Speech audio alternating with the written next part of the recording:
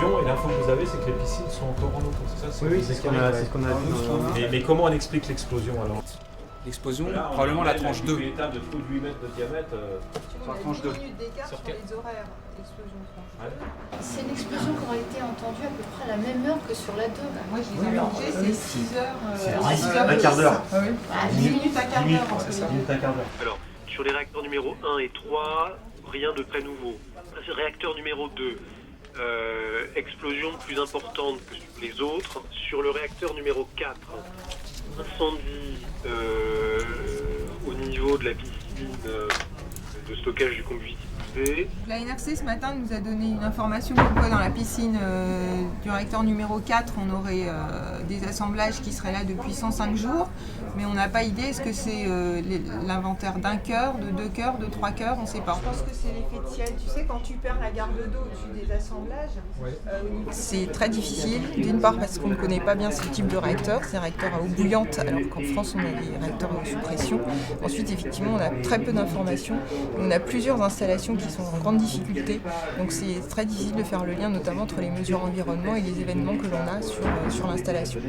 Les informations sont très parcellaires, parfois elles se contredisent, on a des informations fiables, d'autres beaucoup moins via la presse, mais qui des fois sont plus réactives que, on va dire, les canaux officiels, donc c'est très compliqué d'arriver à faire la chronologie. En tout cas, on reste dans l'idée que les piscines ne sont pas découvertes quand même.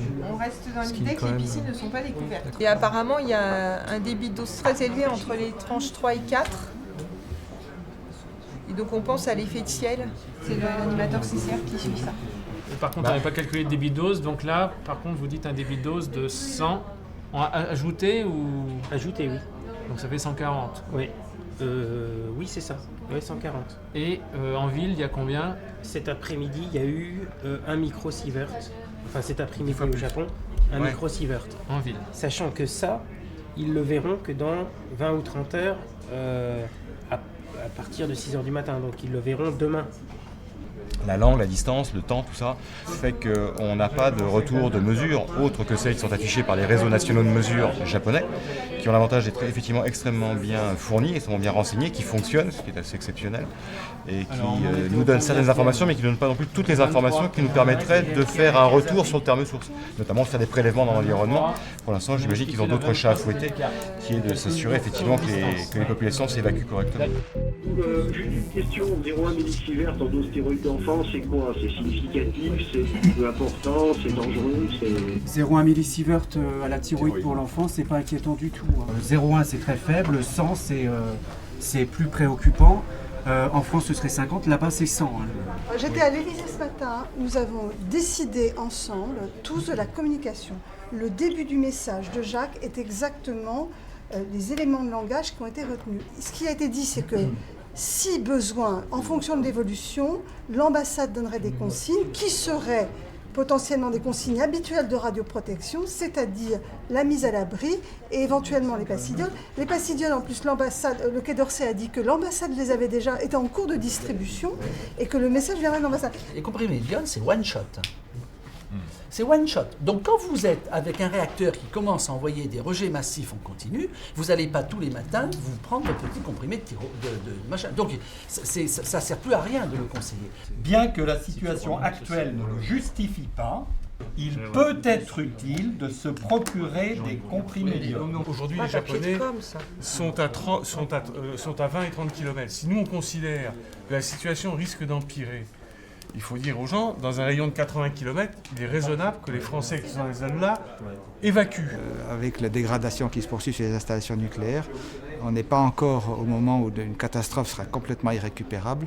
Et la question est, que peut-on faire pour aider les autorités japonaises et les exploitants pour prévenir cela et quelles informations donner à nos concitoyens, aux Français qui sont au Japon, à la population française, quelles conséquences possibles sur l'environnement, comment anticiper tout cela en sachant que l'horloge tourne. J'ai l'impression qu'on va avoir, plus d'informations en France que les Japonais. Donc ce qui va se passer, c'est que les Japonais vont nous demander de l'information. Parce qu'eux, ils sont en pleine crise. Donc il va falloir qu'on trouve un moyen de répondre aux médias japonais, qui est un moyen pour nous de répondre aux Japonais. Vous me redonnez votre numéro de téléphone? Vous pourrez contacter le médecin pour pouvoir vous renseigner. Sinon, il peut faire une interview, mais filmer, mais il ne pourra pas venir en plateau en revanche. Tellement les demandes affluent.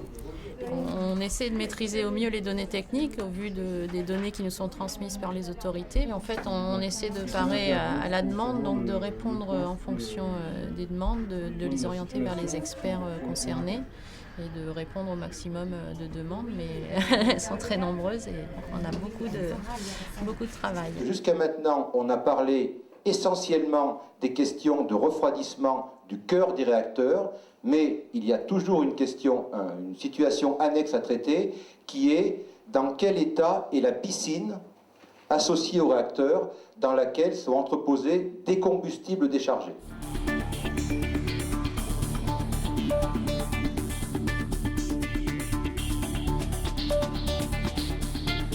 Il y a le centre technique de crise, mais on est à Roissy, on est au Japon, donc il y a un tas de problèmes qui sont posés de partout. Donc tout le monde se relaie, et puis moi je fais le lien avec les tutelles, etc. Agnès, on se partage des questions de communication, voilà, il y a énormément de travail. Toutes nos équipes sont extrêmement mobilisées. Je participe tous les matins à une réunion avec le secrétaire général de l'Élysée et le directeur du cabinet du Premier ministre. Et les compléments, la reconnaissance, tout le monde voit que l'IRSN est présent médiatiquement, c'est la moindre des choses, mais aussi techniquement. C'est un défi d'abord de recouper les informations pour avoir des informations fiables et pouvoir à ce moment-là proposer des consignes aux instances gouvernementales. Bon, la technique, la situation des installations. La situation des installations, les éléments nouveaux, c'est qu'en fait, on le savait un peu, il y a eu 4 lâchers d'eau sur la piscine du réacteur numéro 3. Ils ont fait une tentative d'arrosage par des canons à eau de portée de 80 à 100 mètres, mais ils ne peuvent pas le faire à cause de problèmes de radiation. Apparemment, dans l'hélicoptère, ils ont vu qu'il y avait de l'eau dans la piscine 4, donc ils ont surtout relargué dans la piscine 3. Sur les 2 piscines, il y a arrêt de la production de vapeur d'eau. L'impression que j'ai quand même, c'est qu'il y a les capacités arrivent, mais elles sont gênées par le niveau de la radioactivité et ça va pas normalement aller dans le bon sens. Mais je croyais que pour les travailleurs de la centrale, ça avait été monté jusqu'à 500 millisieverts, donc ils peuvent faire 4 passages. Oui, mais là c'est l'armée, ça. Ah, c'est l'armée, donc c'est pas les travailleurs. On a lancé une estimation, c'est l'UETP qui fait ça, qui nous fait un calcul d'irradiation en fonction du niveau d'eau qui est au-dessus des assemblages, pour voir un petit peu est-ce que ça peut expliquer les débits d'eau importants qu'on a. Il est clair que sur le plan technique, on est obligé de travailler sur des hypothèses à travers de ce que l'on comprend de l'accident, de ce que l'on sait de ce qu'est un réacteur, de ce qu'il peut rejeter. Donc c'est vrai que c'est très fragile, mais il est vrai que depuis quelques jours, on a davantage d'informations techniques et donc on a plus d'assurance sur la qualité de nos expertises. La ministre a intégré dans son discours actuellement dans ses éléments de langage l'élément pronostic. Exact. C'est clair. Hein. Nous, on n'était pas allé jusque-là jusqu'à présent. Dans la communication, on en est à dire que les mesures prises par les Japonais nous semblent convenir à la situation actuelle. L'appui d'un expert technique est extrêmement important à la fois pour décoder les informations parcellaires qui nous arrivent du Japon. Il est important aussi pour se projeter dans l'avenir, pour modéliser. Hier, j'étais à l'Assemblée nationale pour l'audition devant les parlementaires. Ils nous posent des questions très, très précises et prédictives. Ce sont des questions pour lesquelles nous avons besoin d'un expert et d'un expert qui soit l'interface avec les informations qui nous viennent du Japon et aussi celui qui travaille, qui prédit, qui modélise, qui nous aide à dissiper un peu les brumes de l'avenir sur un sujet aussi difficile.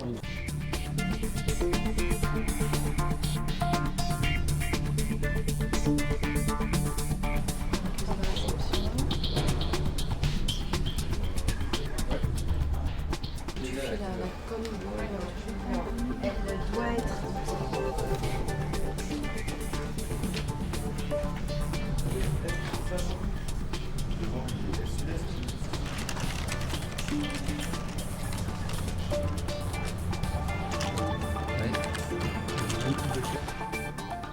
Là, je suis en train de compléter la main courante.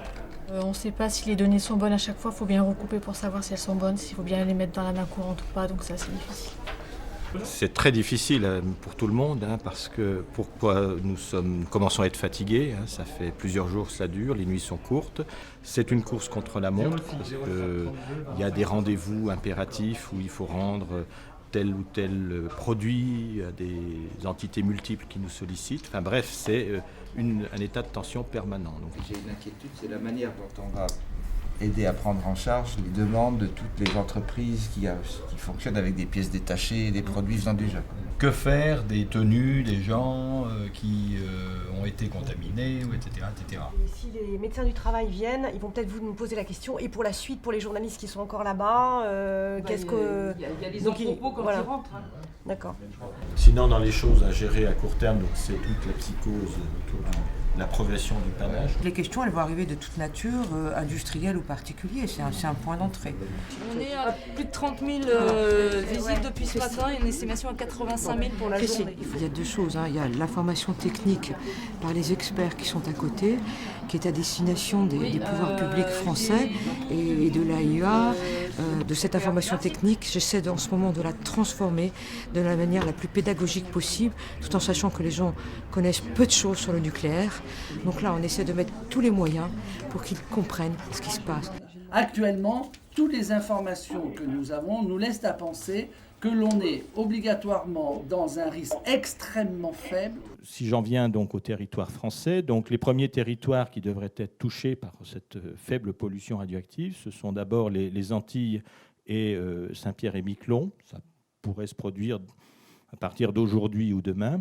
Et pour ce qui concerne la métropole, on estime que cela pourrait se produire à partir de mercredi ou jeudi. Que ce soit de la débimétrie ou des prélèvements d'air.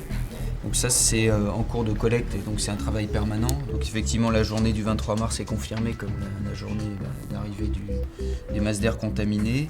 Côté piscine, ils ont commencé à réinjecter sur la piscine numéro 3 au moyen d'un nouveau système qui avait été utilisé pour balancer du béton à Tchernobyl, donc qui permet de mieux cibler en fait l'endroit où on injecte. Donc, concernant le bilan des entrepôts à l'heure actuelle, il y a 35, concernant les journalistes, il y a eu 35 entrepôts réalisés et il y a 13 rendez-vous qui ont été pris.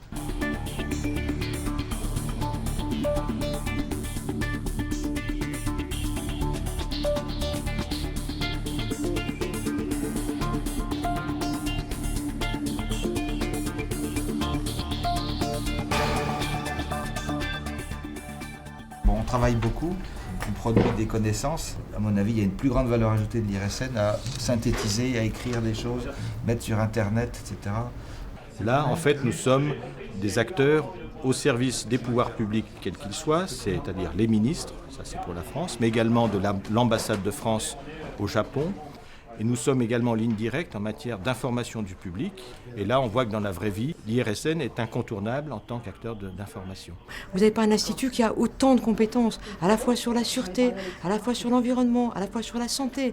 Donc, comme il n'y a pas l'équivalent dans les autres pays, nous, on communique, on informe, parce que là, je ne communique pas, on est dans l'information. Donc, évidemment, tout le monde nous repère comme un émetteur d'informations, et j'espère fiable.